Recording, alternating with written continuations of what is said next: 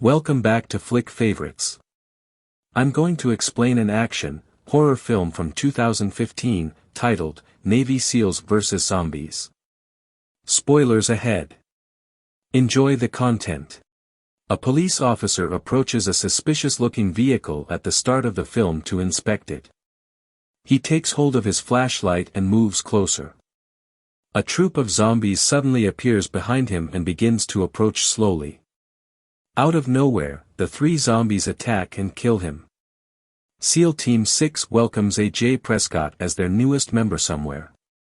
It will be challenging for him, Petty Officer First Class Carl cautions him, because he is taking over for a beloved SEAL who was killed in action close to the Pakistani border after becoming separated from the rest of the team. Carl breaks down in tears as he remembers the struggle he went through when the tragedy happened. Despite the strain, A.J. pledges to devote himself to demonstrating why he deserves to be on this squad. A.J. then visits his pregnant wife when he gets home. A.J. responds that the SEALs are the best when she inquires about their ability to keep him safe. A reporter from Louisiana named Amanda then expresses disappointment after being told to cover Vice President Bentley's news conference. Her co-worker Dave informs her that this is their responsibility, and they must fulfill it fully. She claims that the vice president doesn't answer her inquiries. The government representative answers press inquiries after giving a brief speech. Amanda extends her hand in inquiry. The vice president avoids her as he should since he knows she'll ask perplexing questions. Agents standing outside the premises spot a suspicious figure during the press briefing. A single agent is sent to look into it, but they are unable to find the offender. Bentley and his crew leave the building after the press conference is over in time to witness a woman being attacked by a zombie. One Secret Service agent shoots and kills the zombie before bringing the vice president back inside for protection. Zombies are attacking people outside the building, and the Secret Service team is rushing to protect the vice president. They evolve into zombies after they get the infection. A.J. gets a call telling him to report to the base when he is spending time with his wife. There isn't any other data offered. He admits to being dubious about the task and not knowing when he would return to his wife. The SEALs are briefed by Lieutenant Commander Scheer on what occurred in Baton Rouge.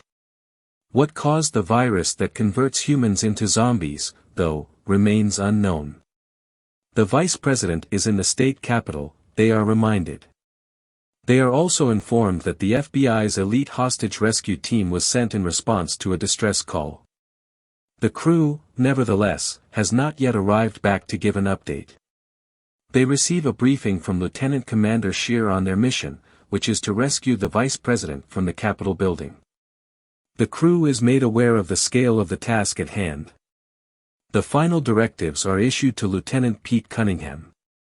The team is informed by Pete of the vice president's last known location and codename. They are cautioned not to use more powerful weapons.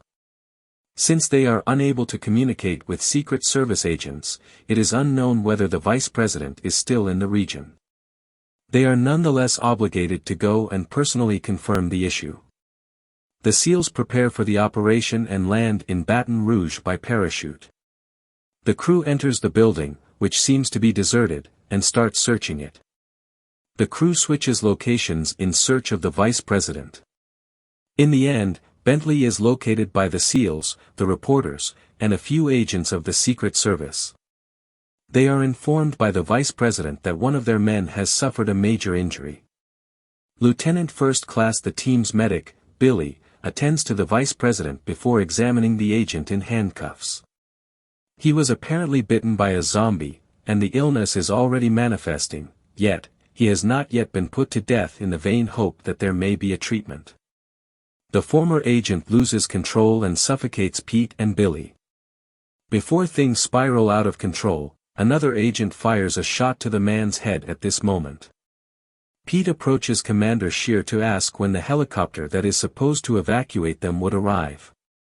While waiting for the chopper, the commander reminds Pete that his main responsibility is to safeguard the vice president. Stacy Thomas, a CIA agent, communicates her comprehension of their predicament in the meanwhile.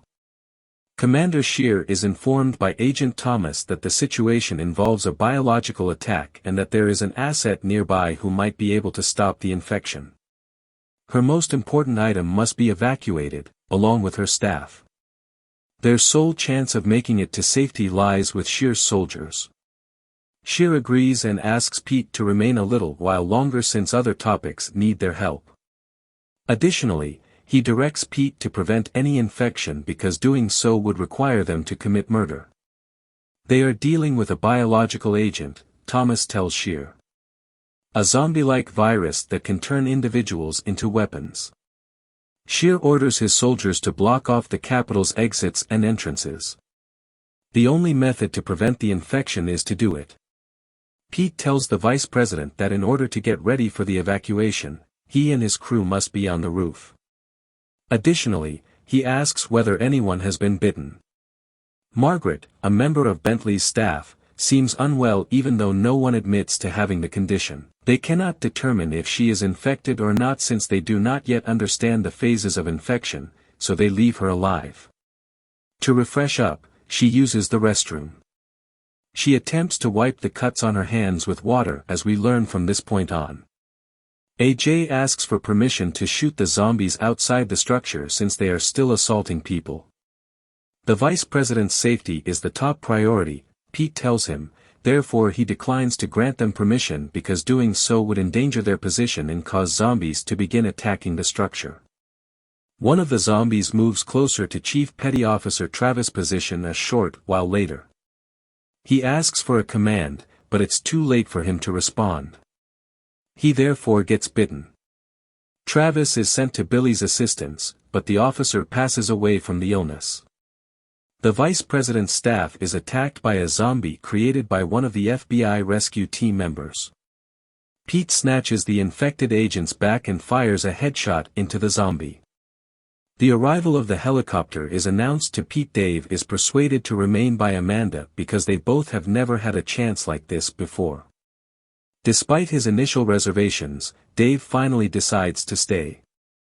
The officer tells them no further aid will be coming when Amanda tells Pete she and Dave won't be boarding the flight. The vice president boards a chopper with his team and takes off. Soon after, the helicopter crashes, suggesting that one of the vice president's staff members who had been bitten had turned into a zombie and attacked them. Scheer commands Pete to free the researchers from the laboratory. They alone have the power to stop the epidemic. The officer instructs his soldiers on the new task at hand. He gives them permission to shoot anyone who poses a threat or seems ill. Pete also gives AJ instructions to look after the two reporters. To save the scientists, the SEALs set off on their new mission. AJ and the two reporters are cut off from the rest of the team after being assaulted by a horde of zombies. Since Pete thinks AJ will be going to the extraction site, he declines to go back. Zombies pursue the surviving SEALs, but they make it to their goal safely. As soon as they are inside the building securely, they immediately go to the top levels to search for the scientists. They have a conversation with Larry, a security guard, who directs them to their objective. Larry also tells them that there are zombies in the vicinity. The two reporters and AJ travel to the desired location. A sick youngster is approaching them, which he observes. Before she gets too near, Dave urges him to fire. Before firing, he pauses and puts down his firearm. He assures her that he won't hurt her. She strikes him unexpectedly and bites his arm. He phones his wife after noticing the virus affects and tells her that he is alright despite his frailty. He asks her to patch him through the base. AJ is instructed to go on to the secondary target before to the airspace becoming limited. The SEALs eventually find Rebecca, an asset of Agent Thomas. Rebecca tells the group that although there is presently no treatment for the illness, she thinks a vaccine can be created. All that she needs is a sample from a zombie. In order to stop the disease from spreading throughout the nation, Commander Scheer has ordered the soldiers to demolish all bridges and block all entrances to the city. Amanda and AJ Dave are nearing the area from where they will be transported. Dave gets slain by a zombie that appears out of nowhere after being ambushed. One of the zombies gives the SEALs a sample in the meanwhile. The scientist tells them that they may go after just 2 minutes of waiting for her. As AJ and Amanda are ready to leave the building, the squad spots them outside. Now that Pete is being pressed by his commander, he seems more eager to leave the building. He stresses the significance of bringing the scientist back to base as instructed. Carl offers to speak with Amanda and AJ. He is assured by Pete that the helicopter would be kept for them. Scheer promises his superiors that they will arrive on time and expresses anger at Pete for holding up the two's rescue chopper. Carl eventually gets through to Amanda and AJ. On their journey to the pickup location, they come under attack by zombies, but Carl stays back and repels them, eventually giving himself up so they can get to the landing zone and rejoin the rest of the squad. At the landing zone, the remaining survivors are getting ready to embark without Carl. Pete asks AJ to get on the helicopter, but AJ replies that he is sick and will stay behind. While shooting at several zombies that are moving in their direction, Pete pulls out his revolver. He tells AJ to get on the helicopter, but AJ refuses since he doesn't want to spread the infection to anybody else. Pete begs him to go with them, promising he won't leave him again and that the scientist on board could have a cure for the disease. Billy also warns AJ that if he remains, he too will stay. Finally giving in, AJ gets on the chopper. It is seen that missiles are striking Baton Rouge and killing the zombies on the ground as the rescue chopper leaves the building. After that, CIA agent Stacy Thomas meets with senators to talk about the recent breakout that put not only her life but also the lives of the entire squad at danger. Additionally, it is revealed that AJ and the other Navy SEALs are immune to the illness as a result of injections that altered their molecular makeup. To immunize patients against the lethal virus, these injections were of the 5-scale intense 7 series variety. AJ and his wife Emily get back in touch. In honor of his friend, he chooses the name Carl for his unborn child. Thank you for watching. Hope you enjoyed this video.